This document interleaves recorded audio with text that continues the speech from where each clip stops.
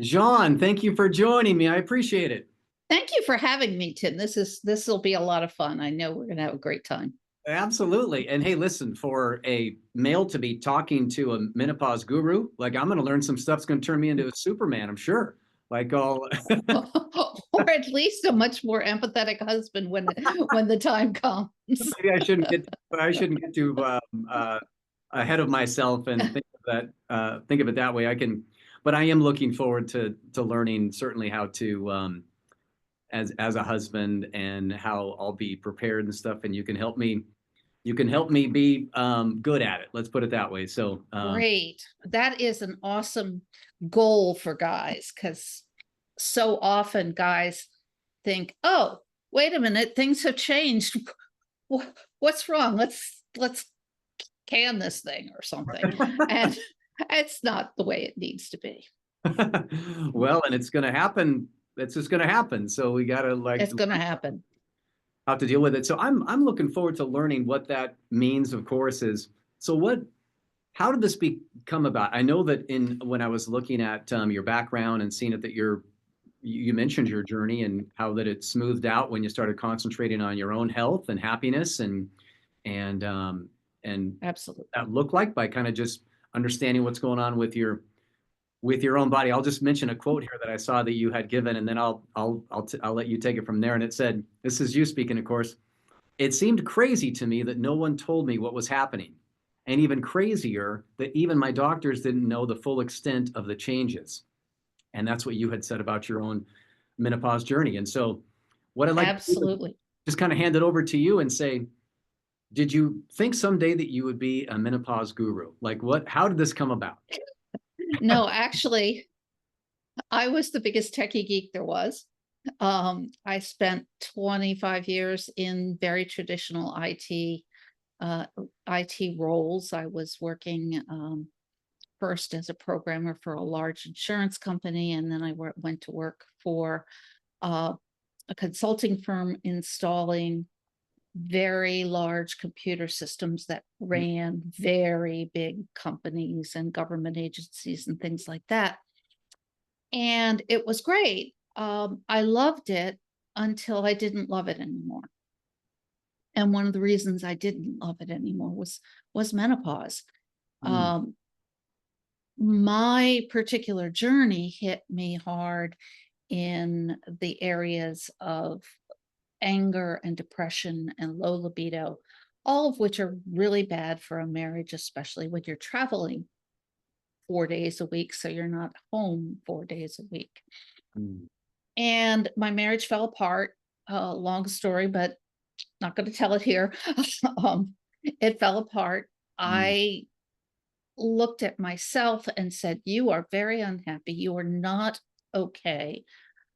You need to change." And so I made a commitment to my own health journey, which I thought was a big problem.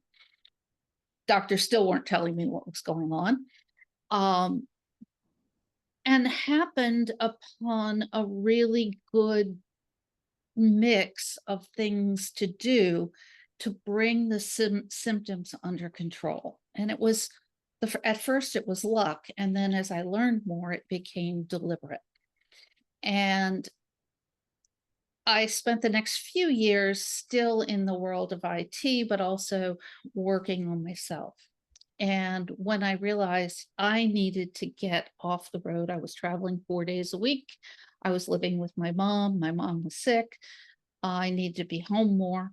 Um, that was when I made the move into coaching, health coaching, personal training. And mm. eventually I turned it into menopause mastery coaching, because every woman I saw between 45 and 65 was dealing with the same damn issues. Mm. This whole change was confusing. It threw people off. It took people out of their own lives, and nobody knew what was happening. And so I made a commitment to helping women through this time, through a combination of knowledge. So I write, I talk, I speak, I coach. All of it includes a healthy dose of teaching about what menopause is and does to women. But then I also made a commitment to helping women find their own individual path through it. And that's where I started with health coaching, and it wasn't enough. So I threw in some behavioral change stuff, and it wasn't enough. And then I got a nudge and it said, learn about healing. And so I became a Reiki master, and I use Reiki in my work, and it wasn't enough. And finally, about 2 years ago, a good friend of mine and sometimes I consult about my own health journey, said, I've learned hypnosis. I can teach it, and I'd like to show you what it can do for you. Mm. And I was hooked. I was 100% hooked after the first self-hypnosis course I did with her, because what I found was it could make changes and it could make a difference really, really, really quickly. So then she offered a hypnosis course in which I could learn to hypnotize my clients and make those same changes so quickly in them. Mm. And what it does is it allows us to communicate directly with the unconscious or subconscious mind, whichever you want to call it. It's the same thing. It's two terms for the same thing. Okay. And what it does is it allows us to go in there and change beliefs and values. And when I say changing values, we often find ourselves, especially at this time of our lives, needing to put other things ahead of things that we have been putting ahead.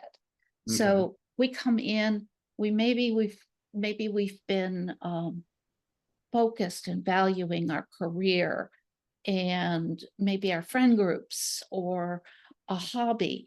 And what we realize is that's not really our purpose. Mm. And yet we've got this value structure that's been in place. And so you actually have to go in and change that and make a choice that says, this is how it needs to look for you. You can change habits. So habits are really hard to change because they're ingrained. We don't think about them. We just do them. Where does that happen? You want to answer that or no? All right, let me. It happens in the unconscious mind. Anything that you're not thinking about happens in the unconscious mind. I don't know about you, Tim, whether you go out to work in the morning, but if you go from your house to an office every day, my guess is you don't think a whole lot about your driving. No, it's automatic. It's automatic, or it's unconscious. Okay. It's the unconscious mind that's taking over that habit. I don't know if you're an exerciser. I am. You are. Probably if you do your workouts, a lot of your workout is done by habit. You might change it up here and there, and but I'm a runner. When I go out and run, 90% of what I'm doing is habit. There's that 10% that still has my eyes on the ground to make sure I don't trip. But what I'm doing is by habit, and it allows my conscious mind to just have a vacation. Would you say that habit and routine are the same thing, Jeanne? Habit is probably a more deeply ingrained routine. Okay. So when you go to change a habit, you have to do one of two things. You have to change it on the unconscious level, or you have to use willpower. Now, the problem with willpower is it's not a character trait. If you have it, you're not a better person than a person who doesn't have it. We all have some, but it's more like a muscle. So if you go out, didn't ask you if you were a runner, but let's say I go out to run and I run a mile. A mile's easy. I run 2 miles. That's pretty easy. I run 3 miles. Not bad. 5K, can do that. Run 6 miles, 10 miles. Sooner or later, I'm getting to a point where I can't do it anymore. It's actually much lower than that 10 miles right now. Because that's terrific. You're out there knocking out 10 miles all the time. I'm not. Right now, I'm not. I'm dealing with some injuries. But think of willpower the same way. You get up in the morning and you have to go to work. That takes willpower. Some days more than others. You have to deal with the dogs, the cats, the kids, whatever it is. That takes willpower. It takes, I'm going to put aside whatever I would love to do, which is sit here on the back porch drinking coffee, watching the sunrise. And I'm going to do, oh, wait, you're in Sandpoint. You're not outside in the morning. Not this time of year. Not this time of year. You can look at it. You just need to have a sheet of glass in front of you. Yeah. A very thick sheet. Anyway, so everything you do is taking from your willpower. Now you get to 4 o'clock in the afternoon and you want to do something, you want to change your habit, and your willpower is just shot.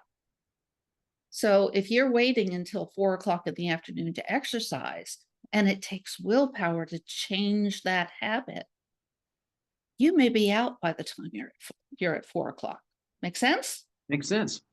So what we do is we use hypnosis to get in there and change those habits. Okay. Because your unconscious mind, by the way, your unconscious mind hates change. Because its job is to keep you alive. And if what you've done now, up till now, hasn't killed you, has it? Might as well just keep doing it, right? It says, it hasn't killed you yet. You're good. Keep doing it. You're fine. Oh, that smoking, it hadn't killed you yet. That eating too much junk food hadn't killed you yet. You're fine. Even though it could be slow killing you. It could be slow killing you, but your unconscious mind doesn't work that way. It says, it doesn't say, oh, you're unhealthy. You need to be healthy. That's your conscious mind thinking that. And your unconscious mind is saying, hadn't killed you yet. Let's get going. Let's keep going. Let's keep going. So this is what hypnosis has brought to my practice, is the ability to change habits, and it's brought something else. So as we think about it, we have our conscious mind, our unconscious mind, and then above that we have our higher self. And that's our connection to the universe, God, whatever you want to call it. And that higher self is not available to the conscious mind. You have to go through the unconscious to get there. But the unconscious mind has the higher self has one really specific thing that is great for menopausal women. And that is, it has a blueprint for your perfect health. And you can tap into that from your unconscious mind and bring it down and ask your unconscious mind to help you find a way to that blueprint. Okay, and so that's when we start getting symptoms resolved. And that's where I wanted to go with it, was knowing as much as I can as a man, and just asking from a male is, so when you said of like what menopause is and does, that you wanted to educate women on what it is and what it does. Is it the next level that you're bringing hypnosis into it? And that is, how do you respond to what it is and what it does? Like, is that ultimately what it is for? Is how are women going to respond and live with what is and what does? Like, is that accurate? It's one of the big things that allows me to change how they're responding. Okay. And it's always their choice. It's always, as a woman, it's always your choice as to how you're going to go through this. But menopause is about a transformation from being a woman whose purpose in the world is biologically defined. So when we are fertile, our body says our goal, our purpose in life is to procreate. When we hit menopause, our bodies can't do that any longer. Physically, we are incapable of fertilizing an egg and bringing it to term as a baby. So we get the opportunity to transform our lives and choose our own purpose. So this is not just helping somebody manage menopause, but it's like you're going to another level from there. Absolutely. Here's what this can look like. Here's the benefit of where you're at in this stage of your life. Here's what's available to you. Here's the gift. Here's the magic. Okay. If you look at young girls, like 4th, 5th grade, I know it's gotten a little lower. It's thank you, bovine growth hormone, but what's in the milk? Exactly. It's a conversation for another time. That's another fun. Yeah, we start on that one. We won't be done till midnight. But if you look at young girls, and the group I'm thinking of is what was known when I was growing up as junior Girl Scouts. They were really into science and nature and athletics and all kinds of things. The curiosity was unbounded.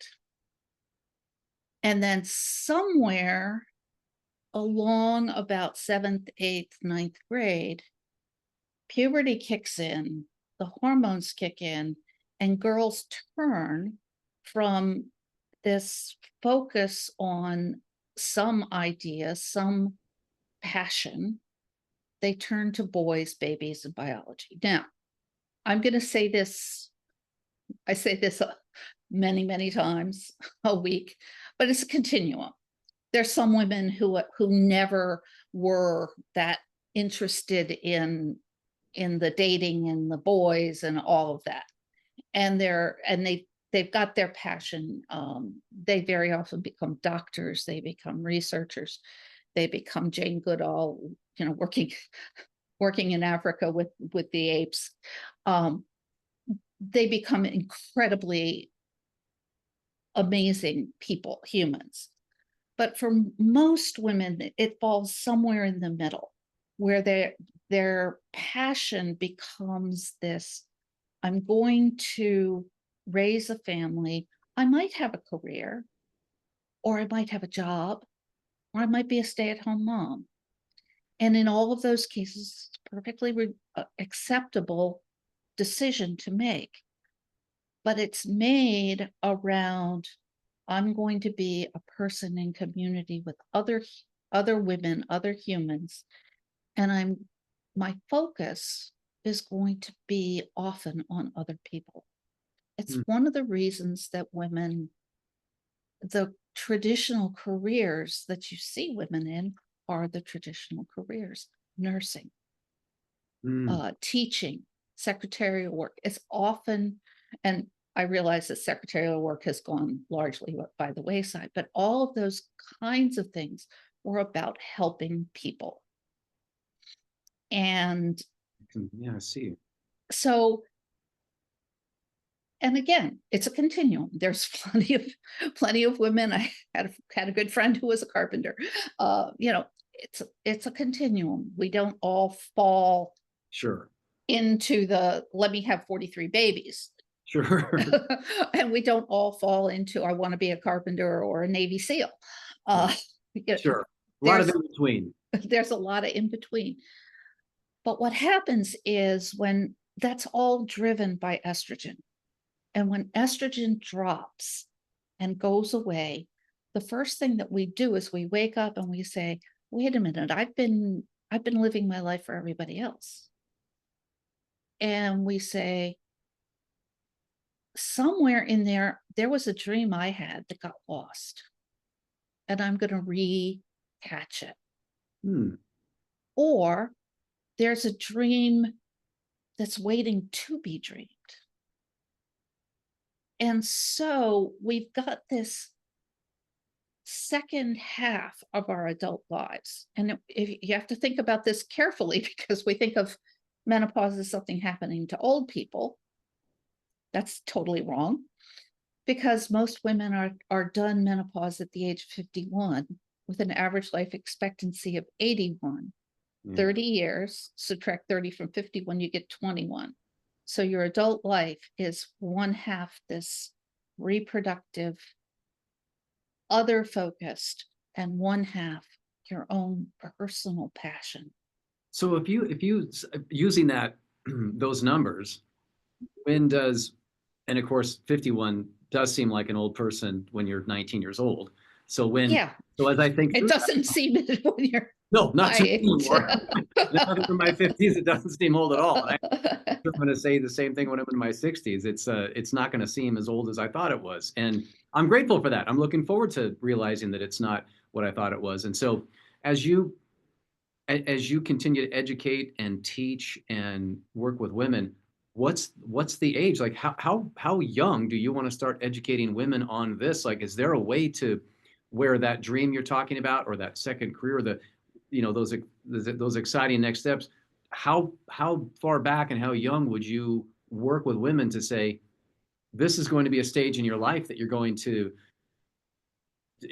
here's one way to be prepared for that, or here's how amazing Yeah. it's going to be for you. What age is that? Like, So I believe that just as young girls were taught, are taught about their bodies and their menstrual cycles in the 4th or 5th grade,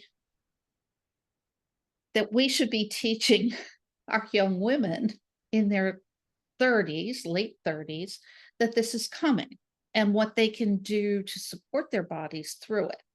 The problem is, and the reason I don't do a lot of that, is that they think that it's somewhere way far away. okay. So I'll tell you a story. I have my son is, I think he's 45 now. He'll be 45 this year. I have to work on that. Anyway, I wound up in a program with one of his classmates from elementary school. Lovely, lovely person. And she was going through something. And I reached out to her and I said, I think this was about 3 years ago. So she would have been in her early 40s. I said, I think this may be falling into my realm, and I'd love to talk to you about it. And she was very offended. Mm. She was like, oh no, couldn't be that. She probably has figured out it is that by now, but but the early 40s, we are experiencing things as women. It's often when that break that says, wait a minute, I've been people pleasing for most of my life and I need to stop, comes along. That's often around 43. Some of the early symptoms can happen in the 43 to 46 year range. By 46, women need the information. Absolutely need the They might not even information. be aware that some of these, like those early indicators are there. Or Might not be aware, hey, this is a precursor to yeah, what's around the corner. So what are just the obvious ones where they realize, oh, this is it? Like, I mean, that's an ignorant question coming from a guy. I don't know. that's okay. When are they going to know? Like, is They it? aren't. Oh, gotcha. So it isn't as easy So as. it's not easy, and it's less easy in our world because many women are using hormonally based birth control, and by that I either mean the pill or Mirena IUD, which also emits hormones into the body. Okay. So what's happening is they are not ovulating on a regular basis, and their hormones are being artificially controlled. So they don't see the changes as easily. Now, if a woman isn't on that, on a hormonal form of birth control, what they're seeing is different. They could be seeing mood shift. Oh, I said that. I'm sorry. You put it. They're seeing mood shifts. They're seeing their moods. You may have to edit that. More fun when you don't. Good. They're seeing their moods, less control of their moods. They're getting angry over things that normally wouldn't have bothered them. Their husband comes in and he leaves his dirty clothes from his workout in the bathroom, for example, and he's done it for 25 years. So why is it making her angry now? Yeah. Because she's been picking it up for 25 years and he should know better. Okay. Right That off. aside, That's for us she guys. may be restless or depressed. She may feel that her relationship is not equal. So she may feel like she's carrying the relationship. She may be having periods that are not regular, and she's always been regular. So that's strange. Or the other way around. She's always been very irregular, and now she's rock solid 28 days. Okay. So it's the change that's the important thing.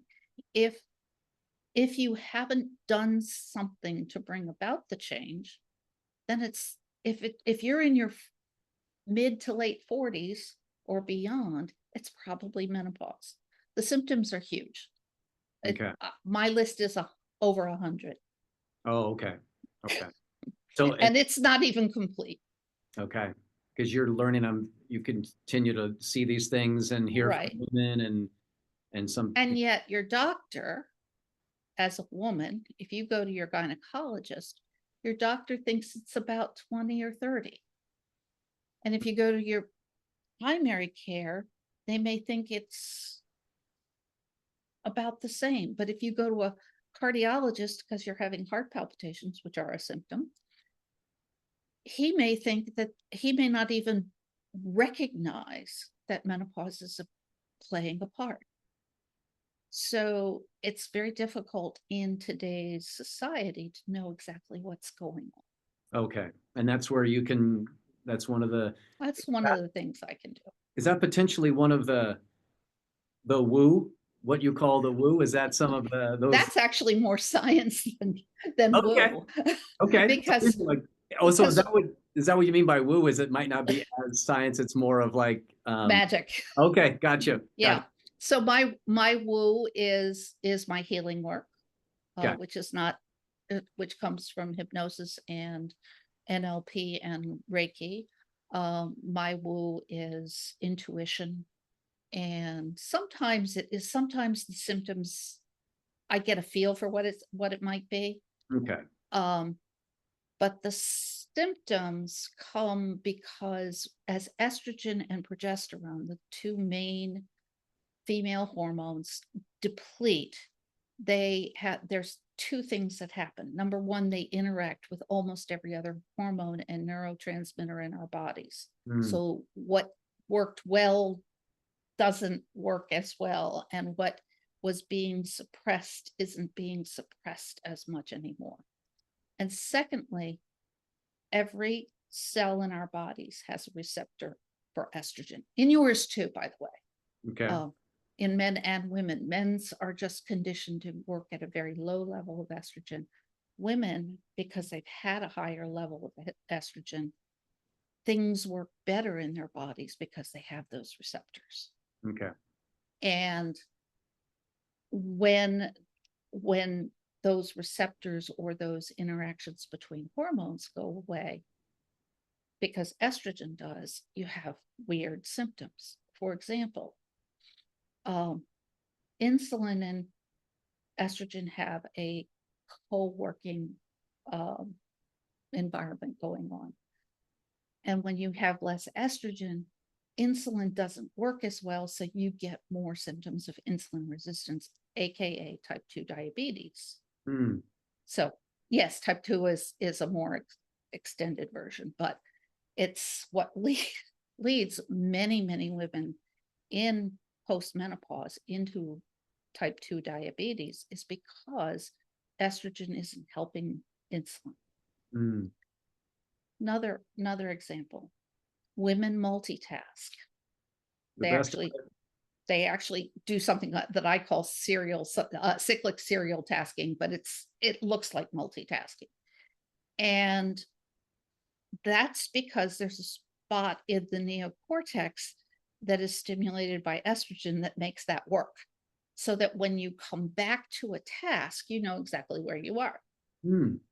Guys don't do that. And I always say to women and in a group setting, and they get it. Your husband goes out into his workshop in the morning on a Saturday morning, and you call him in for lunch, and he gets really mad because you've interrupted him at a crucial point. And now, while he's rebuilding that carburetor or whatever he's doing out there, he's going to have to start over from the beginning and step through everything that he's done till he hits that piece where he left off. If he was a woman, he would walk out to his shop and he would say, "Oh, I need to do this next." Superpower. It's true. It's a superpower. It goes away. It goes away when you're as you've got this habit of doing it as a woman. And it doesn't work anymore. Can you get it back? No. Okay. That's one. So there's a lot of things you can get back. And HRT, for all its downsides, as far as I'm concerned, there are things that it does pretty well, and that is one of them, is helps you get back to that. But what you can do is learn to operate differently. So you can coach on this is what I coach on how to deal with multitasking now. Okay. And you can. It would help you too, by the way. I'm sure it would. If when I go back to the shed, if I got to start over again, I'm interested in how can I pick up where I left off. The amount of time I would save, I could have a second career. So it's a piece of paper and a pencil. Oh, is it that simple? It really is. See, this is not just about menopause. It's about helping guys become, multitask. Well, yeah, because guys think straight line. So think about how our brains developed to what they needed to do.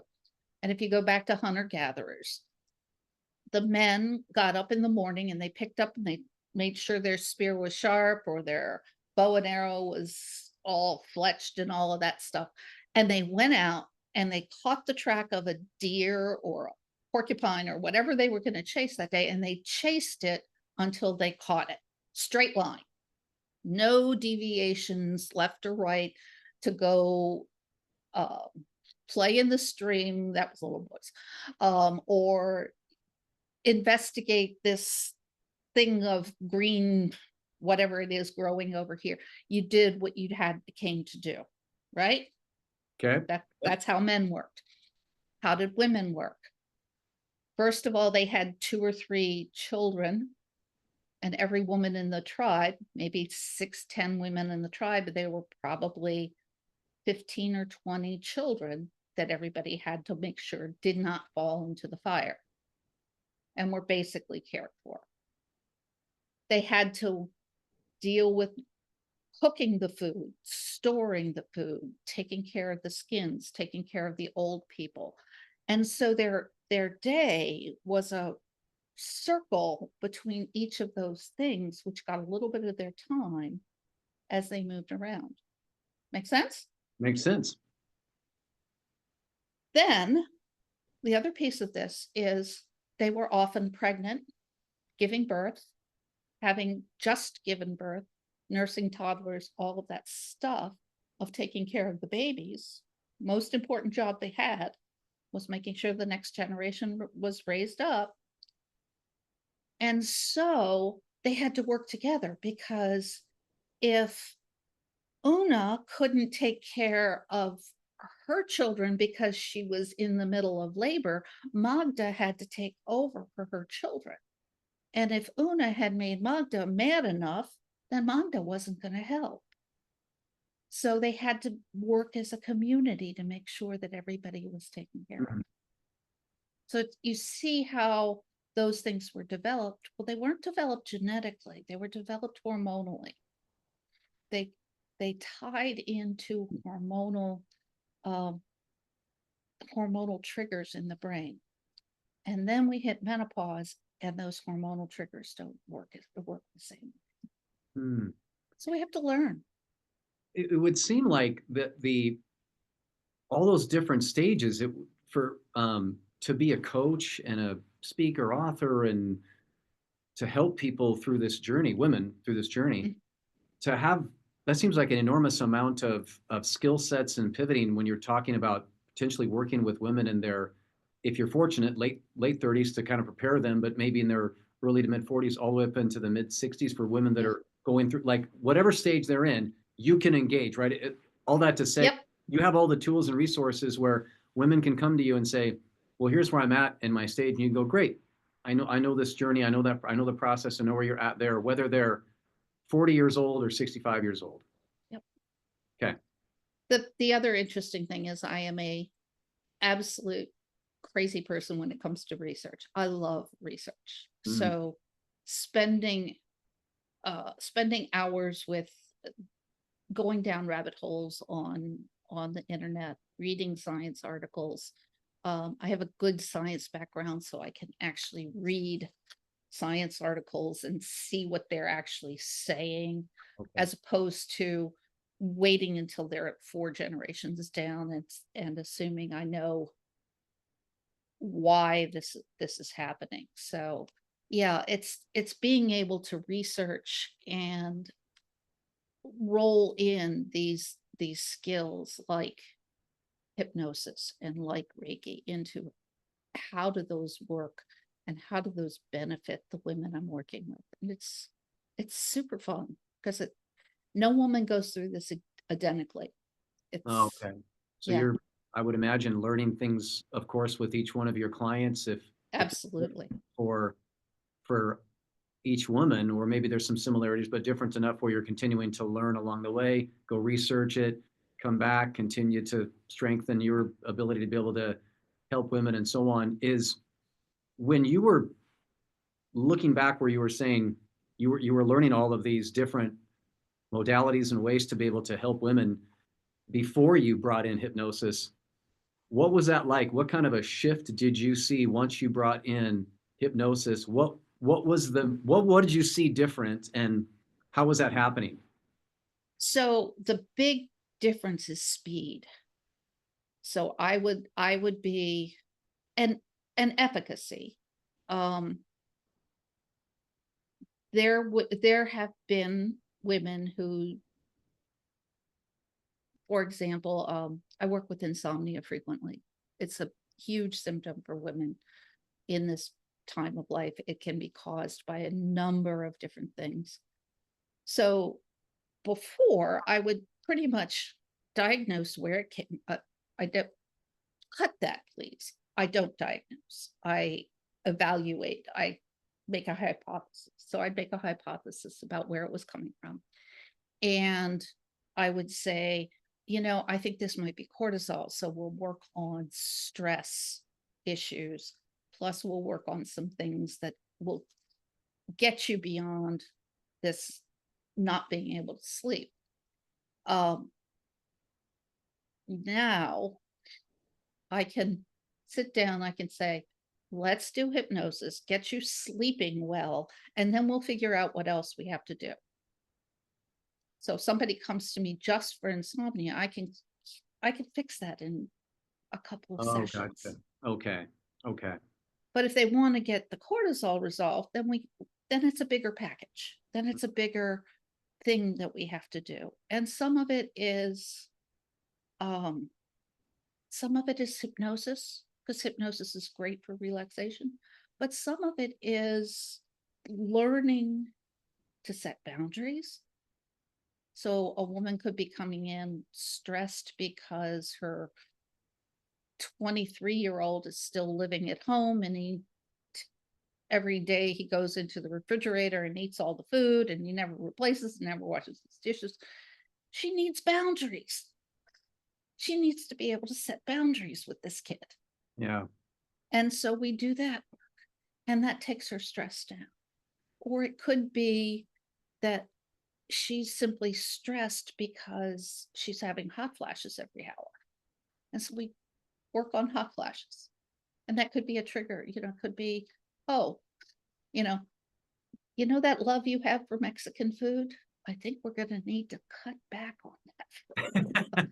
Mexican food can be a trigger. So can almost any spicy food. I live in Louisiana. If I have a hot flash because of crawfish, it's going to happen.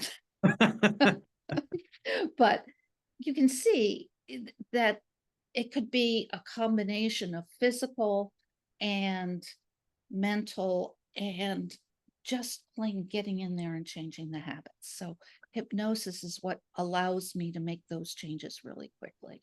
Okay. And how are you getting in there and drawing that out? Like if someone comes in and says, well, I've got this going on, but that might not be what's actually going on. Could be, to your point earlier, could be, are you sleeping well? What does that look like? Like there could be some other things, but is it that you will find the thing, since you can do some things really quickly for women, and identify, what, I know we can take care of that one, maybe even today, like in a session. So let's do that one. Are they building blocks? You got to kind of do this one first before you do the next one? It's individual. Okay. I have to say that because somebody comes to me and says, I haven't slept a decent night's sleep in 4 years. That's probably a little exaggerated, but for 4 years, they could be having sleep issues. I'm like, yeah, let's get you sleeping right, because that's going to change everything. It's going to change. Sleep deprivation will cause cortisol to rise. It will cause estrogen and progesterone to drop. It Okay. will cause testosterone to drop. It will cause insulin resistance. It will cause thyroid issues. It's going to echo all the way throughout your body. So let's get you sleeping right. We sleep. And then we go sit down and say, okay, what else is going on? What else do we need to deal with? For other people, I have people who come in and really it's about the weight they've gained. So menopause, unfortunately, because of the way estrogen and progesterone work, we tend to put on 10 to 30 pounds. Okay, you want to get rid of that. Well, let's look at what has to happen in order for you to get rid of that. Sometimes we have to fix that sleep first, because sleep will be part of that.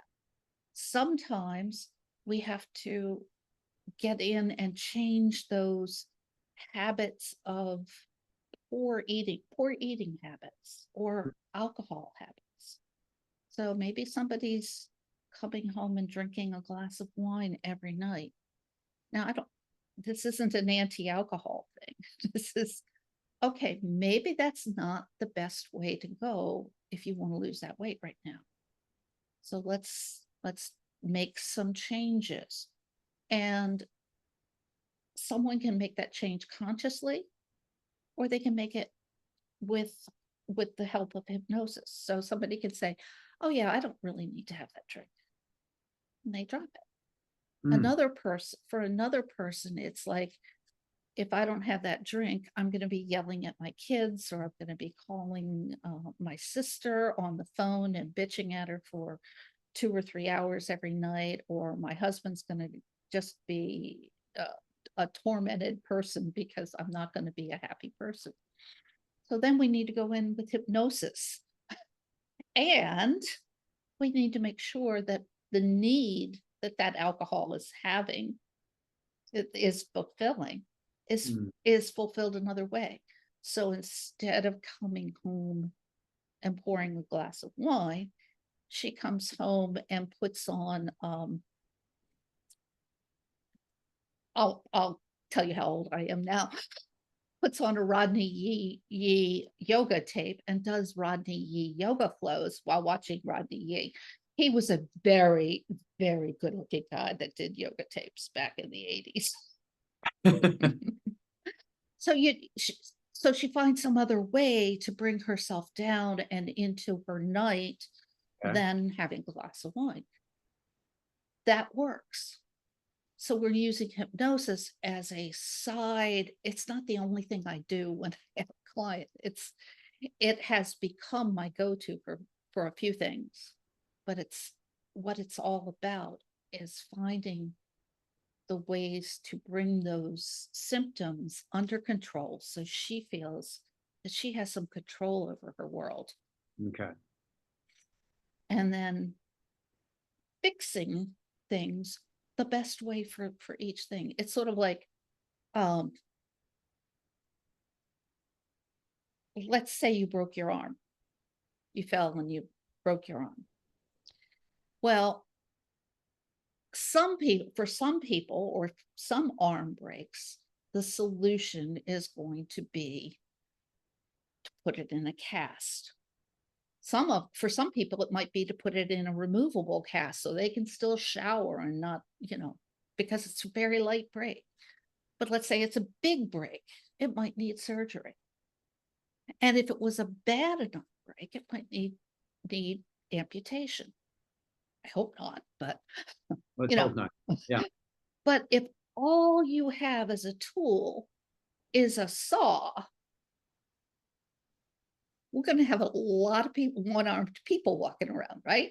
Yeah. That's going to be a tough to play for a lot of people. There'd be So we use the tools that work and the tools that are right for the job. well, it sounds to me like over the years you've been able to get a lot of information to be able to go back and help your clients, no doubt. Do you have a success story, of course, without sharing a name or anything like that, or anything confidential, but do you have a success story that you'd want to share that, somebody can hear and go, man, that's fantastic to hear that. Let me give you two. Oh, okay. Real quick.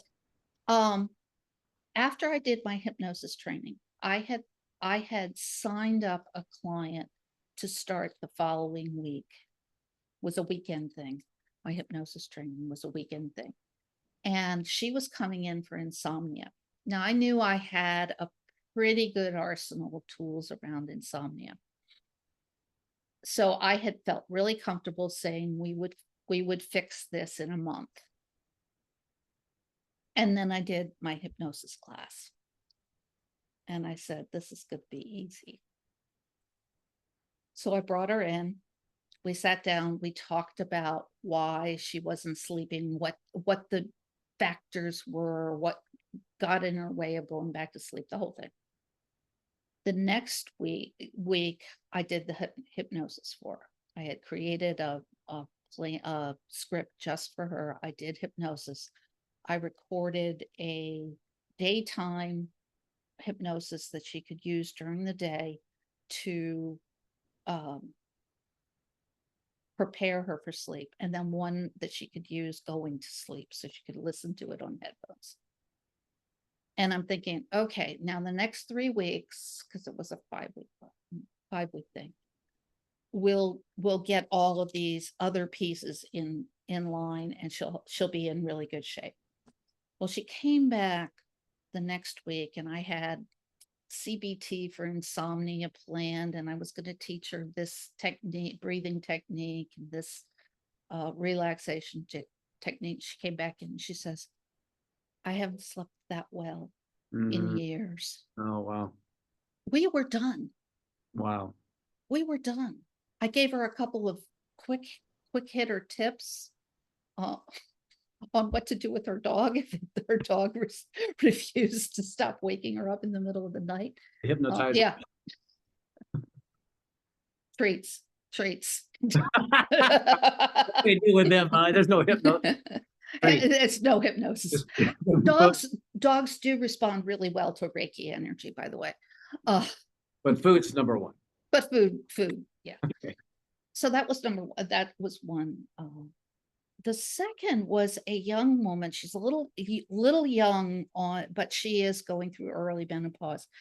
And what her problem is that she is resentful of people telling her what to do, even if what she wanted to do, what they want her to do is what she wants to do. Okay. So if she's walking into the kitchen to wash the dishes and her husband says to her, "Are you going to get the dishes tonight?" As in you or me, she'll get pissed off at him because he's telling her what to do. So it had gotten to a point where she was procrastinating on everything and becoming really resentful, and it was causing real issues in her marriage and in her own life, and actually in her work. And I used hypnosis on her. I used a couple of other tools from my NLP toolbox, and we were able to reframe all of that resentment and take it down from a level of 9 to about a level of 2. Wow. Yeah, very quickly. Wow. Yeah. So it's not just these habits. It's not Yeah. just eating. It can be how we think and behave in the world as well. It's terrific. Like you mentioned, the speed, like just The that was speed what you is mentioned amazing. earlier. Like that was the game changer, was bringing in hypnosis, was the speed. And of course, I know there's other benefits too, but that being the one you mentioned right away. Tell me about what's your presentation going to be at the upcoming Prosperous Woman Virtual Summit? So you've got something, I'm sure, in store for. So we're going to talk about the number one symptom, which is insomnia. By the way, insomnia affects over 90% of all women at some point on their menopause journey for a period of 3 months or more. Okay. And it can come back multiple times. So it really is a massive interference in one's life. Okay. Because if you're sleeping 4 to 5 hours a night, you probably losing 2 to 3 hours of productivity during the day. So if you're an entrepreneur, or you're somebody whose job is based on their performance, on your performance. So if you're not performing, you're not getting paid, or you're going to get fired. Yeah. Insomnia is a real detriment to you. You know that. So we're going to be talking about insomnia. I'm going to be talking about some of the ways that you can use hypnosis, self-hypnosis, relaxation, how those things differ, like a meditation versus hypnosis. I'm going to be showing you I'm going to be showing people a couple of quick tricks. We're going to be doing one, we'll probably do the 5 to 7 minute vacation, in which you can use during the day, which is wonderful because it's like a 30-minute nap to do this 5-minute thing. You get the same results of like you get the same results and refreshing of your energy systems with this one little thing. Yeah, and then in the other presentation, we're going to be talking about menopause in general and how it helps with weight. And yes, I'll mention insomnia again. And hot flashes. I've worked with hot flashes with this, because we mentioned earlier that higher self knows how to fix your hypothalamus, which is what's gone wrong. It's your thermostat. And so it can fix it, and it can help you bring out. Hot flashes often have a psychological component.